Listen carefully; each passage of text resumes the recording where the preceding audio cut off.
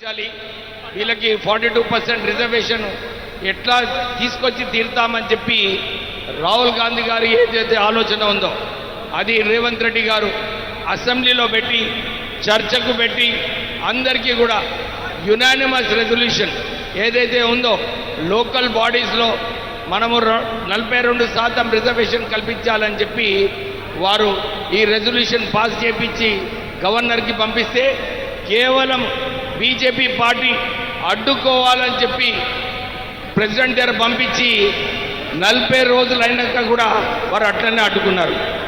అసలు తమిళనాడులో supreme court decision తర్వాత 30 రోజుల తర్వాత 3 నెలల తర్వాత గవర్నర్ గారు ఆమోదం ఇవ్వకుంటే మనం ముందుకు పోవచ్చు అని చెప్పి ఒక డిసిషన్ ఉంది. కానీ మళ్ళీ సుప్రీంకోర్టు గారు వారందరూ కూడా ఇదే చెప్పారు, మనము ఏదైతే బీసీ రిజర్వేషన్స్ కోసం కొట్లాడుతున్నామో ప్రెసిడెంట్ గారు తొందరగా ఆమోదం ఇవ్వాలని చెప్పి మేమందరం కూడా డిమాండ్ చేస్తున్నాము. ఇది ఇప్పుడే దిగ్విజయ్ సింగ్ గారు చెప్పారు, టీఆర్ఎస్ పార్టీ హయాంలో ఉన్నప్పుడు రిజర్వేషన్ పర్సంటేజ్ తక్కువ చేశారు. రాహుల్ గాంధీ గారు ఏదైతే అంటున్నారో మన హక్కును మనం సాధించుకోవాలి, మనం కొట్లాడదామని చెప్పి బీసీలకు ఏదైతే 42% రిజర్వేషన్ కల్పించారో మనమందరం కూడా దాని గురించి కొట్లాడాలని చెప్పి కోరుతూ, మొదటిసారిగా నేను చూశాను చాలా పెద్ద స్పందన ఉంది గ్రామాలలో.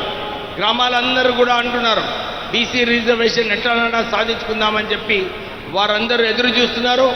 మనమందరం కూడా కలిసి ఈ పోరాటం ఇలానే కొనసాగించి సాధించుకుందామని చెప్తూ మళ్ళొకసారి ముఖ్యమంత్రి గారికి మన టీపీసీసీ ప్రెసిడెంట్ మహేష్ కుమార్ గౌడ్ గారికి వాళ్ళిద్దరూ ఏదైతే చొరవ తీసుకొని ఈ రిజర్వేషన్స్ కల్పించాలని చెప్పి ముందుకు వెళ్తున్నారో వారికి అభినందనలు చెప్తూ ముగిస్తున్నాను. జై కాంగ్రెస్. థ్యాంక్ యూ అన్న, థ్యాంక్ యూ వెరీ మచ్.